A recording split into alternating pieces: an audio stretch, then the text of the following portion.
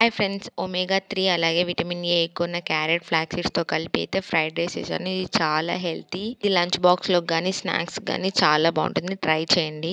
రెసిపీకైతే ముందు ఒక పాన్ తీసుకొని దాంట్లో ఒక 2 టేబుల్ స్పూన్ ఫ్లాక్స్ సీడ్స్ వేసి బాగా ఫ్రై చేయాలి. ఇవి కొద్దిగా రోస్ట్ అయిన తర్వాత ఒక టేబుల్ స్పూన్ శనగపప్పు, అలాగే ఒక టేబుల్ స్పూన్ మినపప్పును వేసుకొని ఫ్రై చేసుకోవాలి.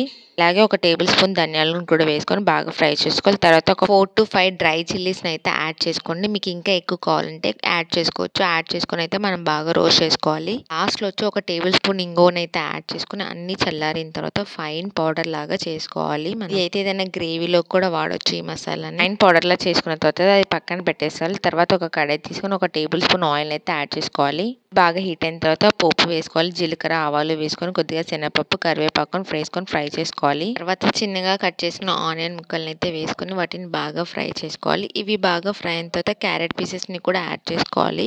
క్యారెట్ అయితే కుక్ అవ్వడానికి కొద్దిగా సాల్ట్ అలాగే టర్మరిక్ పౌడర్‌ని వేసుకొని కొద్దిగా క్యారెట్‌ని అయితే బాగా ఫ్రై చేసుకోవాలి. క్యారెట్ మొత్తం కుక్ అయిన తర్వాత మనం ఆల్రెడీ ఉడికించి పెట్టుకున్న రైస్ అయితే ఇందులో యాడ్ చేసుకొని మనం ముందుగా ప్రిపేర్ చేసుకున్న మసాలాను కూడా ఒకసారి వేసుకొని కలుపుకోవాలి. మసాలాను మన రుచికి సరిపడైతే యాడ్ చేసుకొని ఒక 2-3 టేబుల్ స్పూన్ యాడ్ చేసుకొని మనం బాగా టోస్ట్ చేసుకోవాలి రైస్‌కి. హై ఫ్లేమ్‌లో ఒక 2-3 మినిట్స్ అయితే టోస్ట్ చేసి మన టేస్టీ రైస్ రెసిపీ అయితే రెడీ అయిపోతుంది. ఇది లంచ్‌కి పర్ఫెక్ట్‌గా ఉంటుంది. హెల్తీ కూడా. ఈ వీడియో నచ్చితే లైక్ చేయండి, షేర్ చేయండి. Don't forget to subscribe to my channel. Thanks for watching.